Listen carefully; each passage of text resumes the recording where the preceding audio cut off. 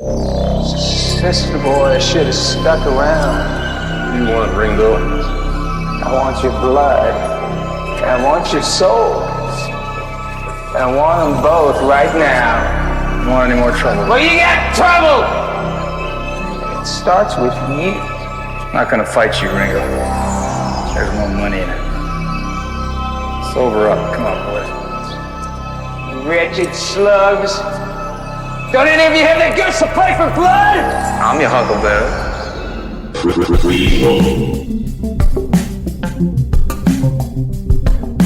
Sequel. Reboot. Which one will it be? It's the Ruined Childhoods podcast. Yeehaw, Starfighters. This is Ruined Childhoods, and we sure are glad that you tuned in for what is sure to be a daisy of an episode. As you may know, we are on week 3 of our trek across America, as we celebrate a cult or classic movie representing each state in alphabetical order. Last week, we hit up Alaska by way of the 1925 Charlie Chaplin classic, The Gold Rush. And this week, we're venturing south to the 48th state of the Union, the Grand Canyon State, birthplace of Barbara Eden, Emma Stone, and Mayor Winningham. Dan, welcome to Arizona. Did you know that a little over 100 years after the events of this week's film, the Gin Blossoms formed in nearby Tempe, Arizona? No, I did not know that, John. Well, now you do. And speaking of new miserable experiences, Arizona is the historic site of the gunfight at the OK Corral, as depicted in the 1993 classic, Tombstone. Dan, what would you like on your tombstone? Kurt Russell, Val Kilmer, Bill Paxton, Sam Elliott. You want Kurt Russell, Val Kilmer, Bill Paxton, Sam Elliott on your tombstone? Absolutely. Honestly. Oh, you said on. I thought you meant in. Oh, on a tombstone. No. Yeah, on your tombstone, I'd love it to be like, here lies Dan, Kurt Russell, Val Kilmer, Sam Elliott, Bill Paxton. Here, just, no, what would be on my tombstone, just, I did my best. I tried. Best. I tried, and I wanted it to be like in the shape of a shrug, so. What else do you want? I tried. Hey, I'm just a guy. I tried. Use the space for something. This space for rent. Yeah. Park here if you need to. It's cool. Use this space to do whatever you'd like. It's kind of like the blank page for notes. Yeah, I guess so. Yeah, it's just kind of a... Ooh, or like a dry erase board for like messages. Oh, a dry erase tombstone. Back of a yearbook. Oh, like you have on your door, like in your dorm room. Yeah, yes, nice. So that someone can like write a note, be like, "Hey, drop by. You're not here." Mine, it would just be that cool S that kids draw with the lines. You're looking at me like you don't know what exactly I'm talking about. What you mean? It's like indicative of perhaps being a skater. Yeah. Just kind of like the no. pointy it's just, S and the is that?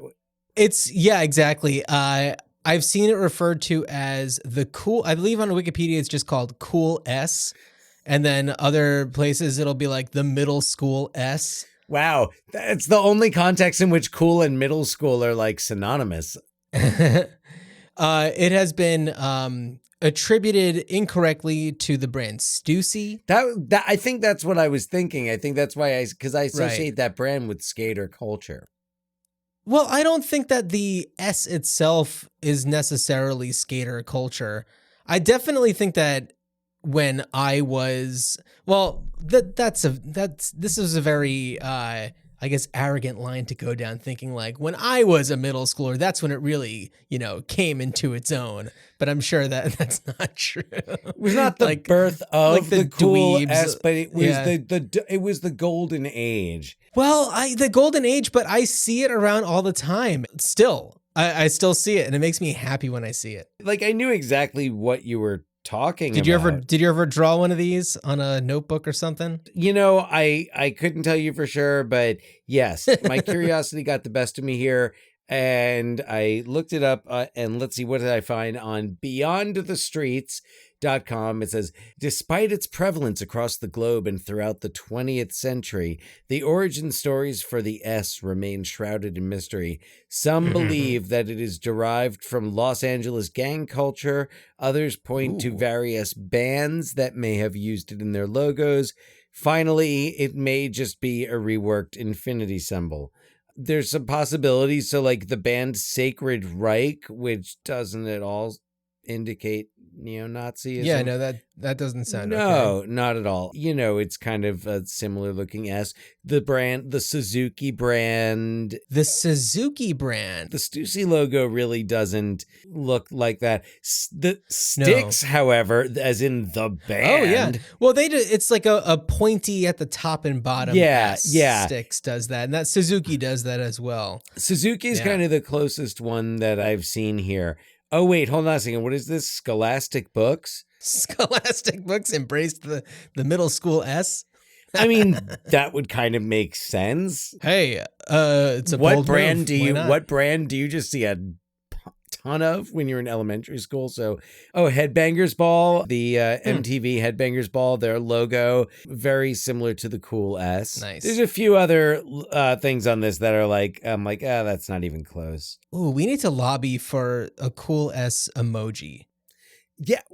How do we make that happen? That doesn't exist. Wait, hold on. Vice has an article that says, I know we're off on a tangent here. What the hell was that S thing everyone drew in school? Yeah, Dan, I gotta tell you, I've gone down a lot. I've gone down a lot of holes about this S, so I know exactly the articles that. No, you're looking I apparently wait until we're recording a podcast to just sit around and go through the internet. I kind of brought it up out of nowhere, and this is something that I guess when I was maybe 10, I guess you'd have been 15 or 16. I guess it'd be like 1993 when Tombstone was coming out. That's when we would have seen the middle school. Yes, on every desk, on every notebook. And I'm so excited because I just can't wait to post a picture of the cool S on Instagram at Rune Childhoods Pod when we're releasing. It'd be this like episode. you'll hear what this is all about. Yeah, like I'm just gonna post it right now, and I'm just gonna be like, trust me. You'll want to know what I mean. I wonder if, we'll have to scribble somewhere the word Tombstone with the S in the middle as the cool S. Definitely. Yeah. Well, of course, I do believe that the cool S predates Tombstone, which was released on December 25th, 1993. Merry Christmas. So we are just about at the 30th anniversary of Tombstone. Yeah. I wonder if we're going to get like a special edition Blu-ray or like... we're going to get Tombstone in 4K for the big 30? Come on.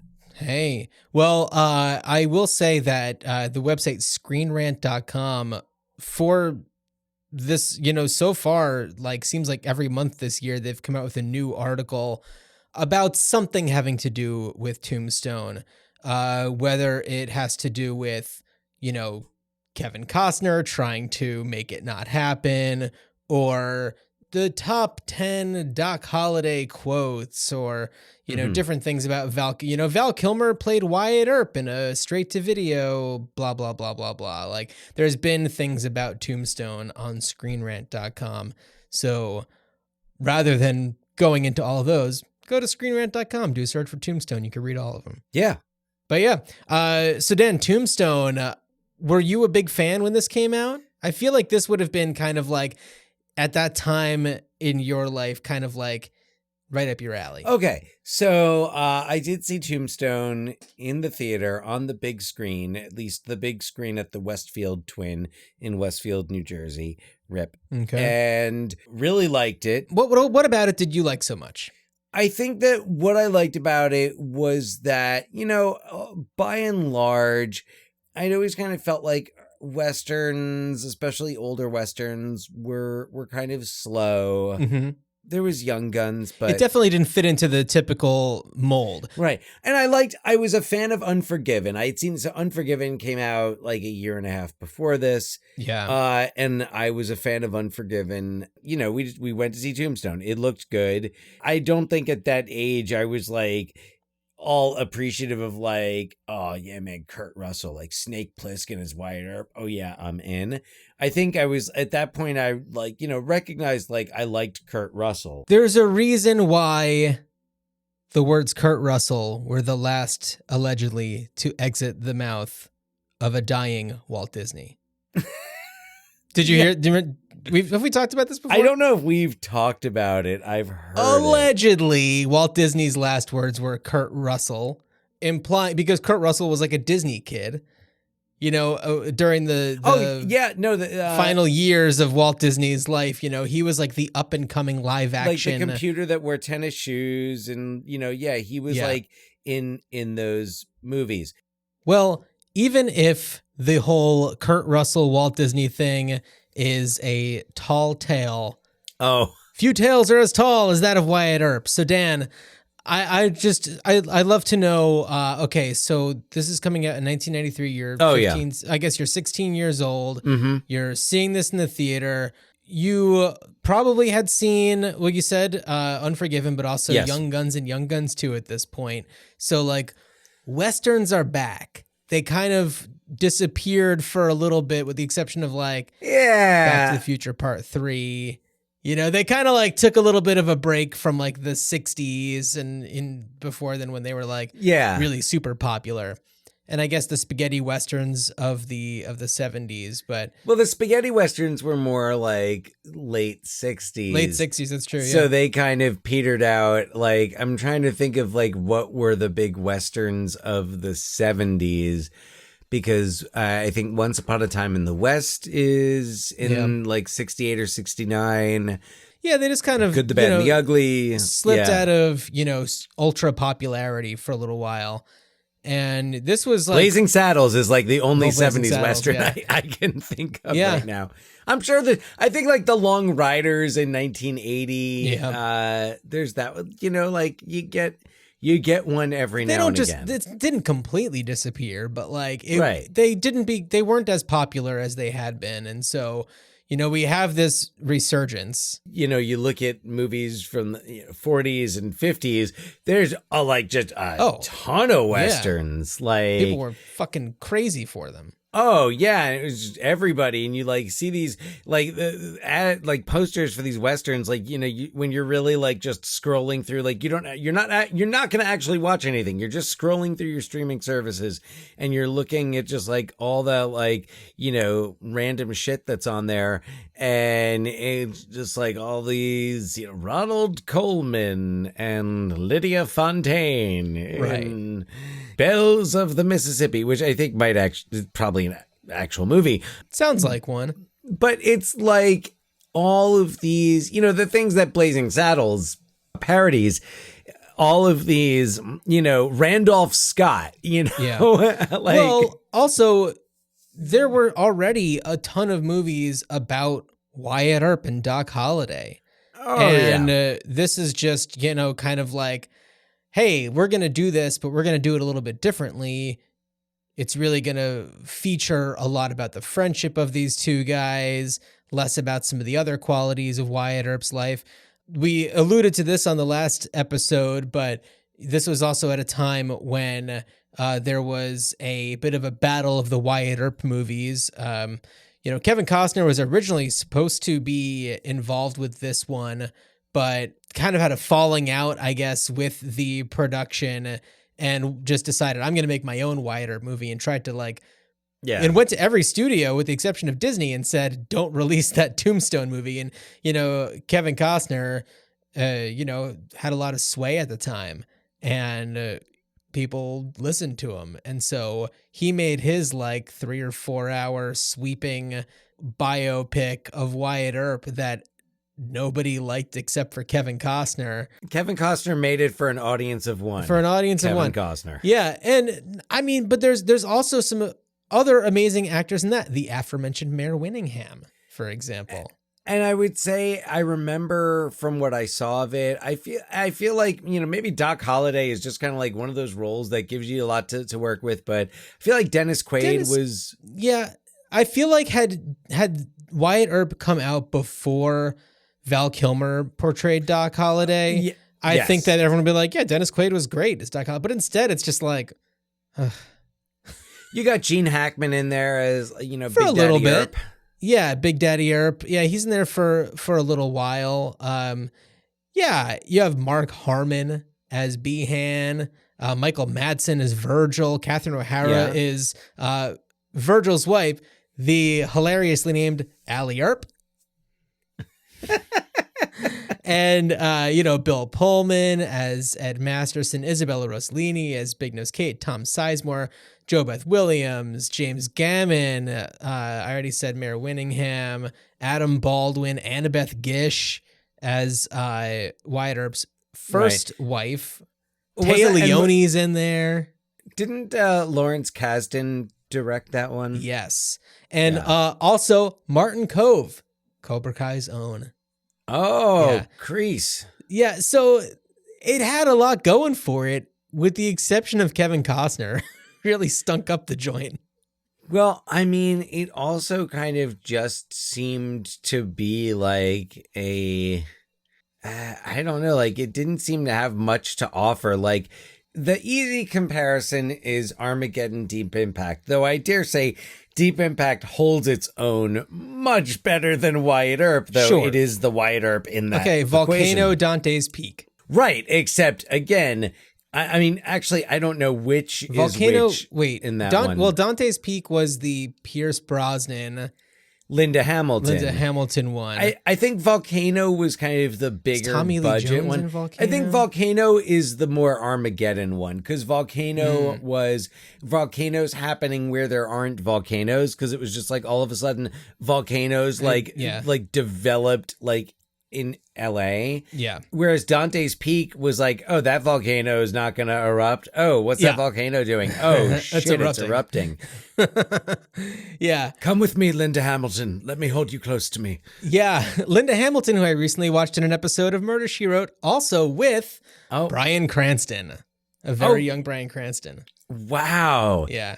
And Murder, She Wrote is... John, I have a question for you. I'm glad you brought up Murder, She Wrote, because I was going to ask you this is a bit of a tangent. So I have a question for you, because I mean, other than the TV movies that were made of Murder, She Wrote, how would you revisit Murder, She Wrote? You wouldn't. Like, I don't think we're going to do a Murder, She Wrote episode ever, but like... No. Murder, She Wrote is Angela Lansbury. That's all there is to it. There could not be any other...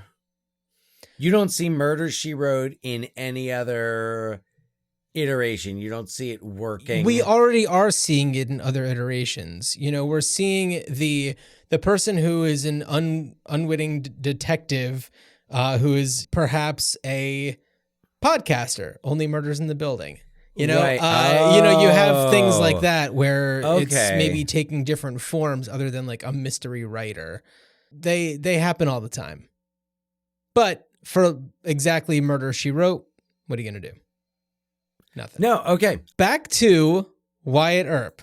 Dan, this is something that I have never shared before, and I would love for this to be my one and only opportunity to do so.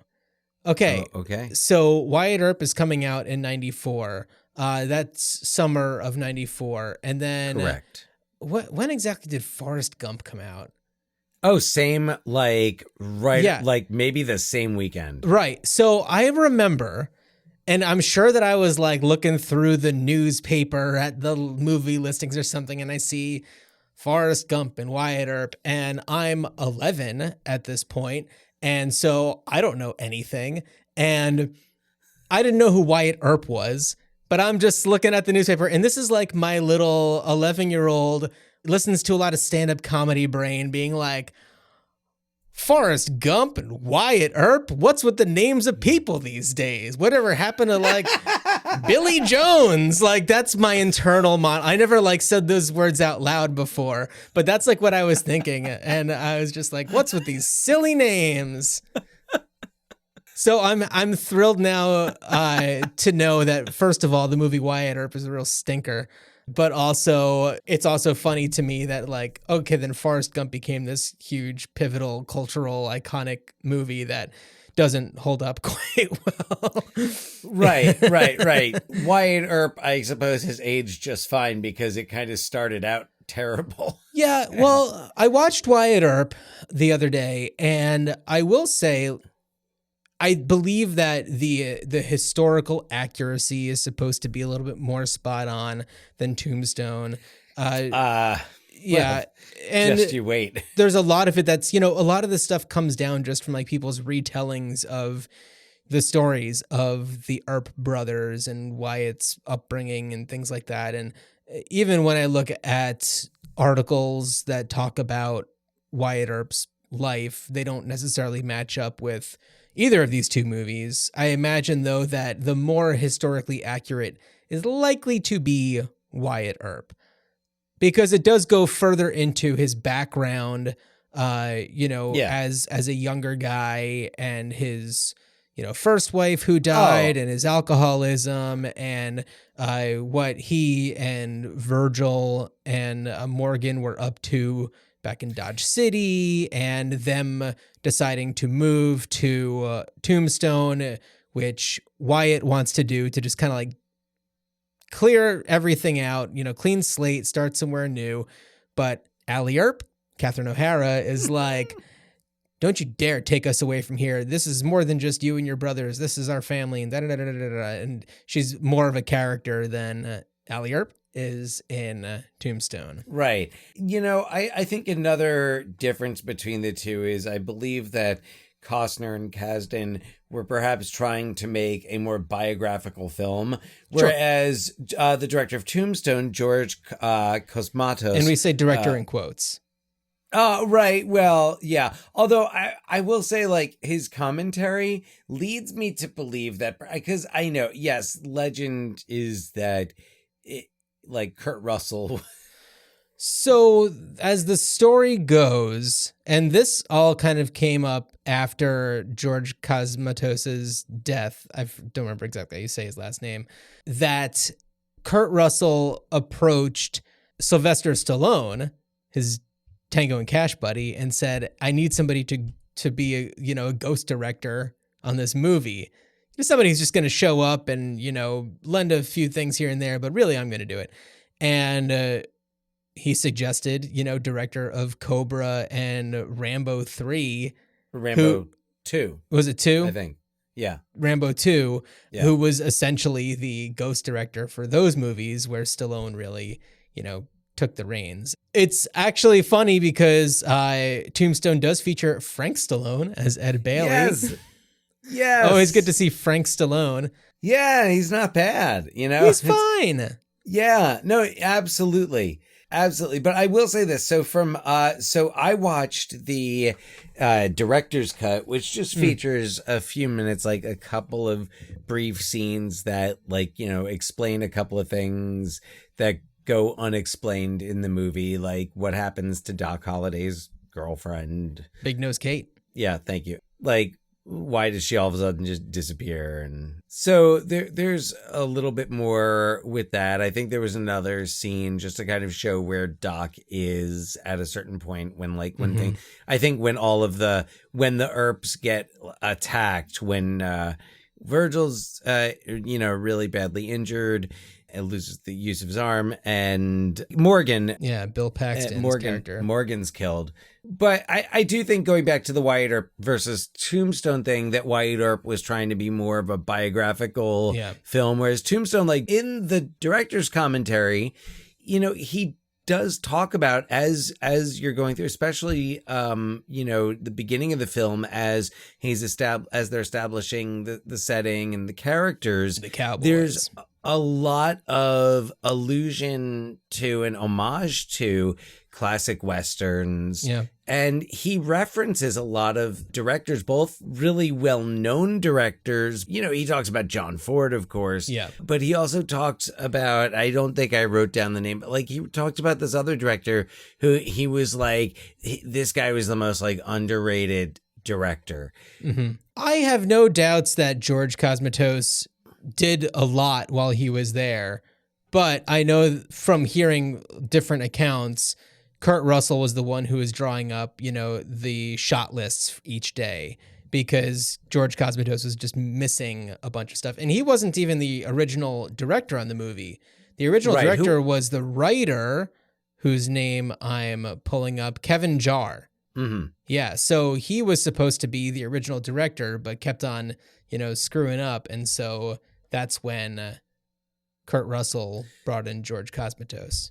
I mean, look, regardless, I think it all turned out for the best because I really think that the final product, it really works, and it gives, we don't need the actual history. And it's funny, the extent of authenticity in this is very much focused on the mustaches in the director's commentary. Yeah, and I know that George Cosmatos was, one of the things that he really focused on was the accuracy of the guns and the costumes and everything that they had. And I watched a few behind the scenes featurette things in which a lot of the actors, Powers Booth was talking a lot about his bright red shirt that he wore. And it's in a lot of Westerns, you see people wearing a lot of beige and brown but it wasn't like that.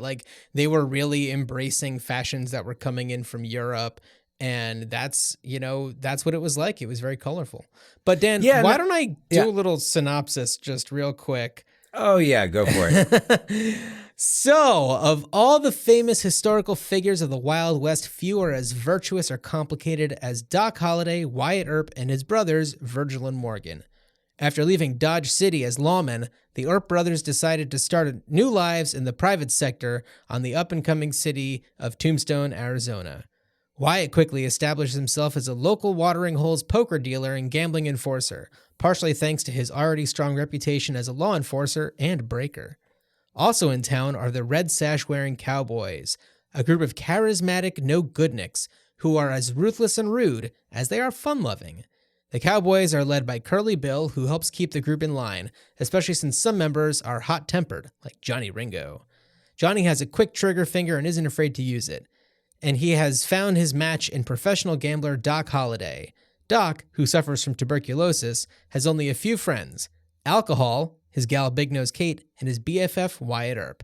As Curly Bill, Johnny Ringo, and the cowboys increasingly terrorize Tombstone, the Earp boys are given no choice but to take the law into their own hands. Virgil and Morgans are the first to be deputized and quickly enact a no-guns policy. After the cowboys continue to act a fool, Wyatt and Doc get involved and set off on a mission to rid Tombstone of the cowboys once and for all. And that's not to mention any of the, love story that happens between Wyatt and Josie. Well, she goes by Josie in Wyatt Earp, but she goes by Josephine in this one, which is kind of a funny difference between the two. But yeah. So Kurt Russell is Wyatt Earp, Val Kilmer is Doc Holliday, Sam Elliott is Virgil Earp in the role he was born to play, Bill Paxton is Morgan Earp, Powers Booth is Curly Bill, Michael Biehn is Johnny Ringo, and freaking rules. We have Charlton Heston in a little cameo as Henry Hooker, Jason Priestley as Billy Breckenridge. We have Stephen Lang as Ike Clanton, Thomas Hayden Church as Billy Clanton, Dana Delaney as Josephine. We have Dana Wheeler Nicholson as Maddie, Wyatt's common law wife, who has an opium addiction. Mm-hmm. We have Joanna Pacula as Big Nose Kate, Michael Rooker as Sherman McMasters. We have Billy Bob Thornton as Johnny Tyler, who's fantastic. We've got Billy Zane as Mr. Fabian, the thespian. You know what I learned from the commentary? Billy Bob Thornton ad-libbed. Yeah, I don't think that his character really had any lines written, and it was just go for it. His direction was be a bully. Yeah, and he's fantastic. Oh, he's so good. Yeah. And this this is a few years before, people really started to take notice of him with Sling Blade. Yeah. And he's a writer, so it makes sense that he was able to create this character for himself, really flesh it out. I think he'd been on a sitcom with John Ritter. Yeah, but he wasn't the Billy Bob Thornton, the William Robert Thornton that we all know and love.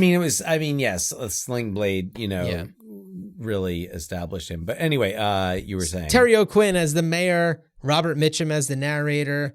We have Wyatt Earp III, who is Wyatt Earp's fifth cousin, seventh removed or something like that. Yeah. Yeah, it's awesome. I really liked, there were a lot of elements with these, smaller characters that I really loved. There was, Jason Priest's character, Billy Breckenridge, and the maybe romance that he's having with Billy Zane's character. We get some hints at it, Yeah. which is nice. They weren't over the top with it, and it seemed like nobody minded that there was some sort of romance between the two of them. Right. Well, I mean, to be honest, I don't think, I mean, at least, when you're talking about in the movie, I don't think anyone noticed. Well, I don't know, because there's the moment when, he's performing Shakespeare and Curly Bill is just like, that's the prettiest man I've ever seen. And, Billy Breckenridge is just like, yes, he is. And then when Billy Zane's character dies and Billy just kind of like is holding his hand, it's not shying away from a homosexual relationship. The movie does not. No. The movie doesn't shy away from it, and I don't think it. There was no, like you said, in terms of audience. No. But it's not beating people over the head with anything, and it's just like, hey, this is what it is. Yeah. Yeah. Yes, so many great things about. I love so many of the shots, and what was really cool it's a to find beautiful out, movie. the lightning is real. Oh. Yeah. So it's like amazing. all those lightning bolts that you see, I mean, he really, Cosmatos goes in on like in the commentary, about like how in the reviews, they all said, oh, he went overboard on the fake lightning. He goes, the lightning is real. He goes, the lightning is real. He goes, real lightning, real mustaches, real clothes. And then you see like a lightning effect, like outside the window of the bar. Yeah. And he goes, the lightning effect's outside the bar. That's not real. Yeah. Yeah, big ups to William A. Fraker, who's a cinematographer. Fraker. Was it Fraker? Yeah, he Never actually heard it said out loud. He taught. Well, I heard it said out loud okay. in the commentary. Yeah, so would be the only. We would know him from War Games, Heaven Can Wait, Space Camp, Baby Boom, the classics.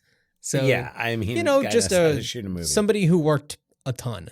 But this movie had a lot of opportunities to look and feel really gorgeous because it was filmed right outside of Tombstone, Arizona. It felt very appropriate. I know that a lot of the extras in it are people who are like reenactors of the OK Corral gunfight. Like, there's people who are very involved with it. Dan, I was actually looking just at Google Maps, and I was just loving seeing Tombstone, Arizona's, pride for this, kind of place in history. You've got places like Virgil's Corner Bed and Breakfast, Big Nose Kate's Saloon, and they really embrace its history. There's the old Tombstone Western theme park, and I know that they do at the OK Corral have like full on like reenactments, and you can see the pool table that Morgan died on and all of those things. Is it as authentic looking as Wild West City in Netcong, New Jersey? Wow. Yeah. Growing up, we used to go to this place called Wild West City. Netcong, New Jersey? I am throwing that out there. I don't know if I'm right. Let me look. I gotta look this up. Wild West City, I know that we have lots of pictures. Oh, they actually still have a website. Oh, wait, no. Oh, wait, I'm looking at Wild West Emporium in Oregon City, Oregon. Wild West City in Sussex Wild County, West New Jersey. City exists where there was no Wild It West. still exists. Oh, yeah, the New Jersey. My God. Yeah, it still exists. That's amazing. WildWestCity.com. Go to New Jersey and check it out. In the middle of New Jersey, you can find a definitely not authentic, because it is nowhere near anything west on the East Coast. Hey, it's the Wild West. Forget about it. Bam, bam, bam. Come on down. Exit 24 on the Parkway. Yo, Frankie, hand me my 6-shooter. Pow, pow, pow. So, Dan, I really loved watching Tombstone again. I probably hadn't seen it since I mean, I probably didn't see it when it first came out, but I definitely saw it once I was into my 20s, and watching it again, just to see, you know, Kurt Russell and Val Kilmer and Sam Elliott and Bill Paxton, who, you know, my appreciation for Bill Paxton has just grown and grown and grown over the years. Yeah. And just to see them, and Michael Biehn, Bill Paxton and Michael Biehn on together again. I know. After Aliens. Yes. Yeah, absolutely. And so it's really awesome to watch these people kind of Terminator. And Terminator, yeah, watching these actors, you know, in their prime and just performing their hearts out, and Val Kilmer Juilliarding all over the place. I mean, yeah, especially, and Val Kilmer and Kurt Russell have so many awesome lines. Well, they've got great chemistry. Oh, great chemistry.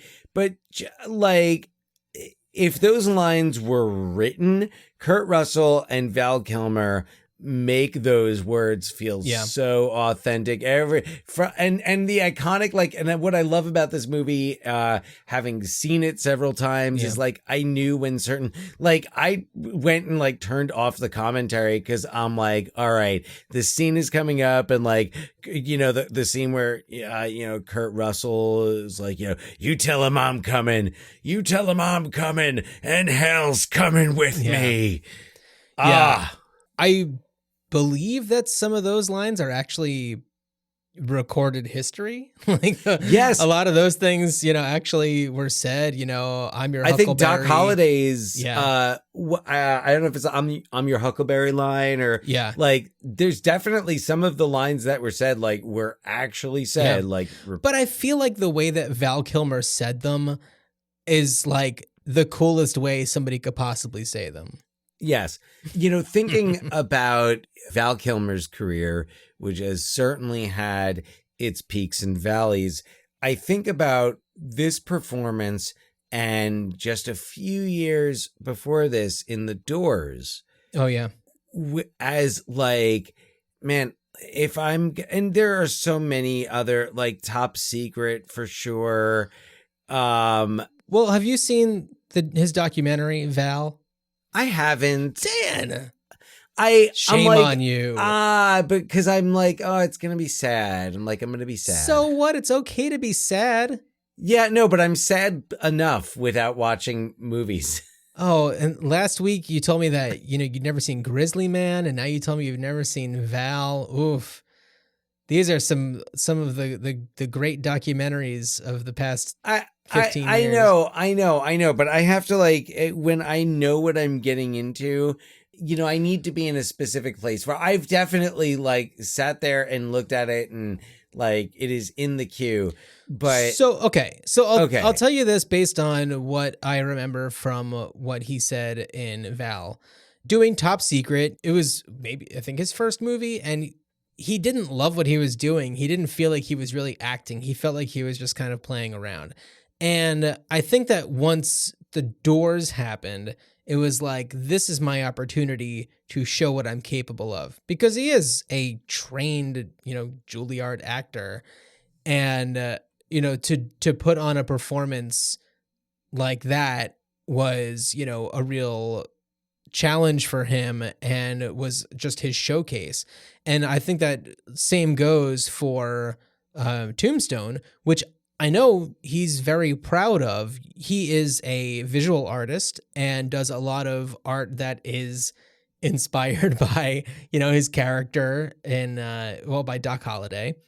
Right. And to know that he puts a lot of effort, even in the past few years, into things from that part of his career. And he does do some Batman Forever stuff, because, you know what, even if it wasn't the greatest time in his life, he can embrace it for what it was. And I appreciate that about him.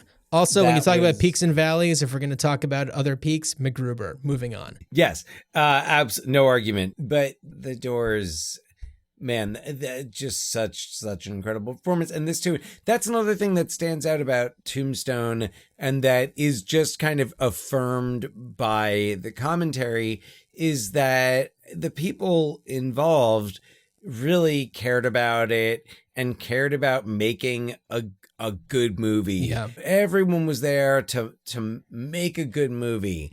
So and mission accomplished. And they were there and they loved it. Yeah. One other quick thing about Doc Holliday. They nailed it with making him look like he has tuberculosis and that he's, hanging on by a thread. Whereas in Wyatt Earp, Dennis Quaid, he looked skinnier, but he didn't have the sweat pouring off of him and soaking all of his clothes the way that they did it for Val Kilmer. Oh no, he looks like he's gonna just die. And he's like when he like passes out on the horse, you're just like, oh, I guess he's dead. But no. Yeah. So, and I will say the walk to the OK Corral, the four of them walking, which you see in every single iteration, every telling of it is you see the four of them walking, which I know that it also predates in popular culture Tombstone, but I want to say that most all of them after were probably trying to recapture the beauty of how it appeared in Tombstone with that building burning in the background and the discomfort of it all. And it just looks so cool and the music is swelling and it's just perfect. And that sequence in the first cut, which was like over 3 hours long. Just that sequence. That sequence was going to be longer. No, well, all the shots over the ending credits from that sequence. Oh, I don't even remember. As in the ending credits, you just see like kind of filtered footage, and it's the four of them, walking to the OK Corral, and those were all shots that were part of that sequence. But the studio was like, all right, this movie's long. You need to cut some things. Well, every single element that was in there, Doc Holliday whistling, the kid running out, like all of those things that just kind of like build the suspense, like really worked. And the building of suspense in this movie is done so well. The sequence that I was talking about before where the Earps are attacked, the build of suspense when they're, in the bar, the timing of Morgan, hitting the ball and the gunshot through the wind, the thunder, the lightning, and, kind of culminating in Kurt Russell just out in the middle of the street, just like drenched in blood and just telling everyone to get away from him. Yeah. Also in the middle of that, Josephine coming from one side and then Maddie on the other side. And he's like, this bullshit too now. Yeah. Oh my God. Also, Kurt Russell just looks so damn cool. Yes. The mustache, his jaw, his eyes, just like everything about him was just like, hell yeah. Oh. Especially compared to just like dopey looking Kevin Costner. Right. It feels to me, and I don't know, maybe this is fodder for some, maybe this is the idea, I don't know, but hypothetical discussion between Kevin Costner and Kurt Russell about what they were going for. And, it felt like Kevin Costner was like, I want to show people the man behind the legend. And Kurt Russell was all like, fuck that, the legend. Like, no one wants, the truth is boring. We want the legend, like Christmas Day. And it's what people wanted. I mean, this outperformed Wyatt Earp. I mean, it performed really well at the box office, exceeding expectations. Yeah. And, and we're talking about it today. And we're not the only ones talking about it today. This is not. We're not the only ones talking about it. Obscure movie. Yeah, like I was saying, ScreenRant.com is putting out an article a month essentially about different, facets of Tombstone. But yeah, so clearly we love this movie. It's so much fun. I watched it on, I think like Tubi or something, and then I picked it up on Blu-ray from the library. And I'm telling you, I watched it again and I was maybe even more invested in watching it than I was the first time. And it was like maybe in, a 3-day span that I watched the two of those. And knowing like, oh yeah, this is the part where, Johnny Ringo's twirling his guns around and then Doc Holliday twirls the little glass around. And, it's like, oh, I just want to like watch it even closer. Right. Because I know that it's fascinating and I want to like soak it again all in. the tension, the tension. I mean, that shootout. The shootout at the river when Kurt Russell just walks across and Curly Bill comes into the water. And Powers Booth, who's awesome. Great. I love Powers Booth also in MacGruber. Right. Anyway. But Powers Booth is, so cool. He's so good. He does such a good job at making you see the Cowboys for being something other than just like these horrible murderers. He's buying everybody around at the bar. He's, he's breaking the tension at that moment after, Michael Biehn is trying to, make Doc Holliday look like a fool and embarrass him. And then Doc Holliday like doubles down and embarrasses Michael Biehn by swirling around the little glass in his hand. And, and that's when Powers Booth as Curly Bill cuts the tension and is just like, somebody's got to do something or else this is going to get bad. Right. And, it's like, it's a great way of just showing how these organized criminals, organized crime, like how they, get through a situation and not just steamroll. No, it's funny that you think of them that way, because as I'm sitting here and listening, I'm thinking, I'm like, yeah, they're kind of like the mob, except that I feel like the mob was much more helpful to people, like the Godfather. It's the baker, Enzo, the baker, he goes to the Godfather because the police don't help him. So, the Cowboys are, they're a gang. Yeah. And if you're part of that gang, you are taken care of. To quote West Side Story, when you're a jet all the way. It's the same thing with the Cowboys. I mean, they even at one point off, they're going to, when after Michael Rooker leaves them, another Stallone connection, because Michael Rooker was in Cliffhanger this very same year. Oh, that was this year too. Yeah. Yeah. Well, also he's in the Guardians of the Galaxy movies that Stallone is also in. Yeah. Well, as Kurt Russell's in that too. In the second one, you get all three of them. Yeah. Interesting. So I mean, man, whew, small world, but Hollywood. It's a great movie, and yeah, I'm kind of surprised that after Tombstone came out and was successful, I feel like maybe there should have been some recuts done on Wyatt Earp. No kidding. I wonder if they just doubled down and we're like, no, we are going to be the anti-Tombstone. I think so. We're like, because Tombstone did not get Academy Award nominations. No. And I bet you Kevin Costner. No. I think that Wyatt Earp got a nomination for maybe score, cinematography, something like that. I want to say cinematography. I believe cinematography. The late great Owen Royceman. Oh, it was Owen Royceman, yeah. So that wouldn't be a surprise then. And Wyatt Earp, it's fine. It's fine. No, it's not. It's not fine. It looks fine. Yeah, fine. Owen Royceman was nominated for that. Yeah, but Tombstone looks better. If you're going to choose, I don't see why anyone, if choosing between the two, unless they're like, well, I've seen Tombstone 1,000 times, but I've never seen Wyatt Earp, I guess I'll put that on. Or I can't seem to fall asleep. Do you have any ideas? Yeah, it sucks. Yeah. I also got that one from the library on DVD, and I was just like, I'm glad I didn't pay for this. Thank you to the local library. But yeah. Yeah, I looked to see if it was streaming anywhere, but no. Yeah. I had seen parts of it before. I know I've seen one scene with Dennis Quaid. I was just like, okay, so that's. Oh, you know who the original pick for Doc Holliday was? Tell me. Willem Dafoe. Oh yeah, but Disney didn't want to touch him because of Last Temptation of Christ. Yes. Yeah.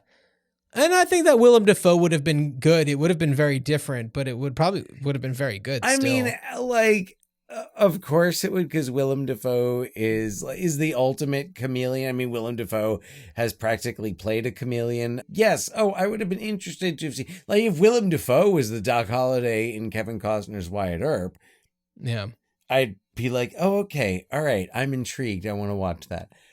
Yeah. Man, Val Kilmer, especially at this point in Val Kilmer's career, Yeah. just nailed it. It's perfect. Yes. So, Dan, it is, 30 years later. What would you do to bring back Tombstone? Well, I don't know that I would bring back Tombstone per se. I would, however, be interested in the idea of seeing Kurt Russell play Wyatt Earp again. Mhm. Of course, it would be Wyatt Earp in his later years where he's living in California. Now, I'd be remiss if I didn't point out that there was a movie made about Wyatt Earp in his later years in Hollywood, where he and silent film cowboy Tom Mix, I think, team up to, I don't know if they solve a murder. It's called Sunset. I've never actually seen it. It was, I believe, Blake Edwards. Here, I'm bringing it up right now. It was with James Garner as Wyatt Earp and Bruce Willis. Oh yeah, he's an advisor on the movie about himself. What a weird life. Oh, that right. You do all this stuff and become known as, this renegade and this lawman, and you become known for this particular period during your time in Tombstone, Arizona, and then you are off in Hollywood advising on movies about yourself and your own exploits. That's so strange. Right. It's strange, and then but it's also like, there's always that aspect of, and I don't know if we've ever seen this in films. I don't know if this was the case with Earp, where it was like, well, yeah, I'm going to advise it so I can make sure I come out of this looking good. Oh, I'm sure there's a lot of revisionist history. Yeah. Anyway, in this movie, oh yeah, so it's Earp's ex-girlfriend's son is missing, and the man... Is that the title? No. No, this is Sunset, and Malcolm McDowell plays It's just called Sunset? It's just called Sunset. I think it, bombed Weird. hard in 1988. So I'm pretty sure it came out late April 1988. So yeah, the movie that Bruce Willis was in right before Yeah, Die Hard. Die Hard, thank God. Strange. And actually what's interesting is I was thinking, we were saying that Kevin Costner was going for more who was the real Wyatt Earp, and Kurt Russell was going for the legend. Yeah. I feel like this is an opportunity to kind of flip it, because I don't know that we need to see action hero Wyatt Earp. And you could do flashbacks. You could recreate all this stuff. And you could definitely, apparently Wyatt Russell is into playing, who is named for Wyatt Earp. Yeah. Apparently Wyatt Russell is into playing his father, as a younger, they're in something now together. They're in something together. Yeah. Is he playing the younger version of his dad? I think so. Yeah. Interesting. Yeah. I like Wyatt Russell a lot. I think he's great. Yeah. I mean, he comes from great stock, so there's that.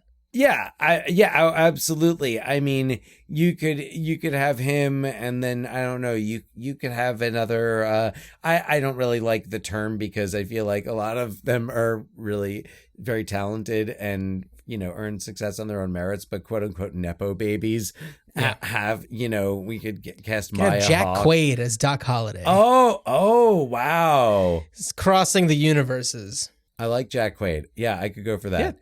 I don't think he'd be a good Doc Holliday at all. No. But neither was his dad. No. Now that I'm talking about it, it reminds me a little bit of the bookends of Indiana Jones and the Dial of Destiny, where he's past his prime. He's at least it seems like Wyatt Earp was getting a little bit more respect in his later years than Indiana Jones, who's talking to a bored classroom. Yeah. But I feel like you've got this Wyatt Earp who's, it's on the one hand, he survived it. It's much better to not be getting shot at all the time. But on the other hand, oh man, he was like, I was good at that. And Yeah. it's another one of those movies about like, what do you do when you can't do the thing that you were put on this planet to do? Right. Like Yeah. where you just can't do that anymore. And, I know it's been done before, but having a more character focused piece, you have the action in flashbacks, and you have him, advising in Hollywood, because I think those are kind of the years we'd be getting to, Earp in his 70s, I suppose, early 70s, late 60s. That's about where we have Kurt Russell. Yeah. I think that's how I would bring it back. And I think, the interest in seeing Kurt Russell play Wyatt Earp. Like, why am I talking about like doing recreations? You could just use the movie Yeah. to flashback. All that stuff that got cut out. Right. But you could go back further and you could show, a lot of the stuff that like Kevin Costner was like, yeah, we're going to show, really that, get behind who the man was. You could kind of do it this way and have Kurt Russell, and maybe it's a movie, maybe it's a series. I don't know who does it.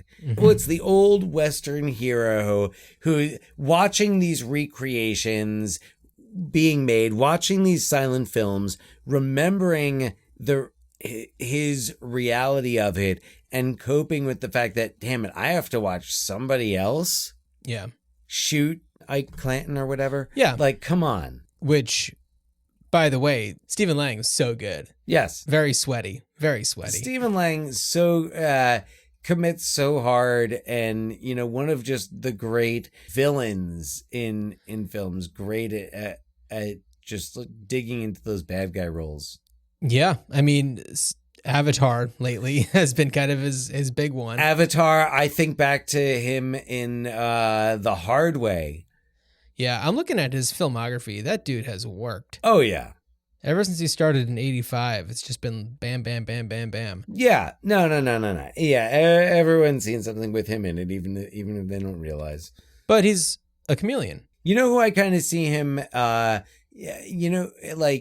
feel like I would put him in the same group with like Michael Shannon, another one who can play other than the bad guy, but man, is so good. Michael Shannon, who maybe is in the movie that we're covering next, but we'll get to that after I share my thoughts. Yes. So what I was thinking is a movie about, and I'd say this is inspired by the making of Tombstone and Wyatt Earp.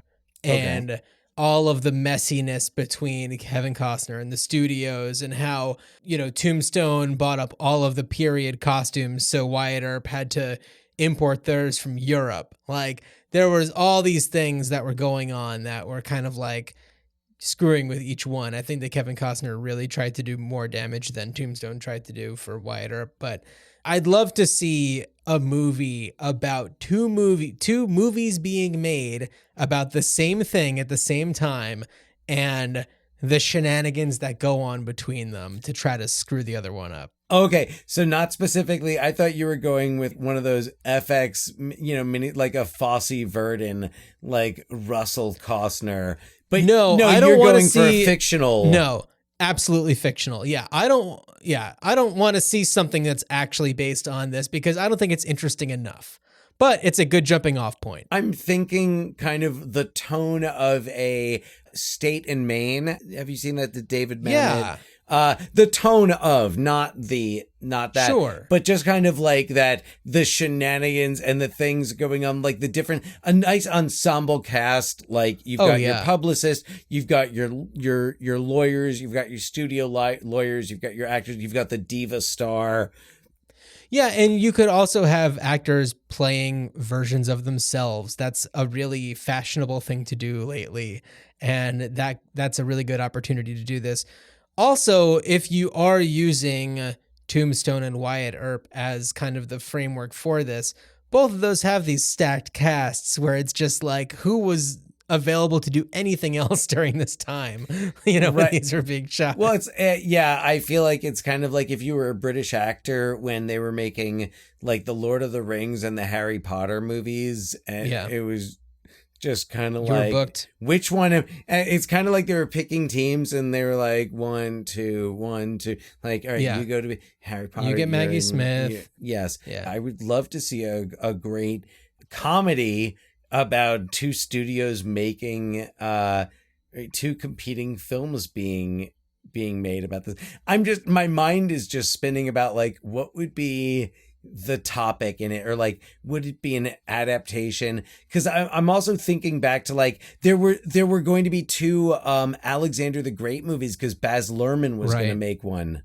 And then I think Oliver Stone got that shut down. Yeah, I think that you could pick from let's see, what's a historical event that hasn't been covered in a movie? It's kind of hard to find them these days. I mean, I guess it depends on the type of humor you want to do in this, because that kind of determines the event that you do. Or maybe it's a giant meteor movie where. Well, or it's something that's from like a Bible story, like something that maybe just hasn't been, a movie hasn't been made of it. And it's like, oh, we're finally going to do the story of, King Solomon, it's like the big King Solomon movie. And it's like, I'm just trying to think like something that's so dumb and like nothing that like nobody would actually make a movie about it. Right. Yeah. I don't know. Anyway, this is not for right now. We're not going to find the idea right now. All right. So, Dan, why don't you tell everybody what we're going to cover on our Arkansas episode? Yes, we are headed over to Arkansas, and we're going to be talking about Mud, not just the wet dirt, but the movie Mud, starring Matthew McConaughey. And we're dipping into the McConaissance. yes, this was, I think, I want to say like the dawn of the McConaissance. It was around then. Written, directed by Jeff Nichols, and we've also got Sam Shepard, the aforementioned Michael Shannon, Reese Witherspoon, who we've seen not too long ago. Of course, Sarah on this Paulson. podcast, not like in person. No, but Reese Witherspoon was with us in Sweet Home Alabama. So, that's right. More Reese, never a bad thing. So, Mud. John, have you seen Mud before? Yes, because I've already watched it for this podcast. Oh, well, I meant, okay. Have you, all right. Okay. I think that I have, actually. I think that it was one of those that I put on when I was like doing something else, but I'm excited to talk about it on our next episode. And I really feel like it's a great way to dip into a bit of Arkansas. Film. Yeah, I'm excited. I've never seen it before, so I have not watched it yet. Looking forward to it. Well, Dan, as you and the Earp brothers are walking side by side to the OK Corral, I wish you a sweaty good journey. Good journey.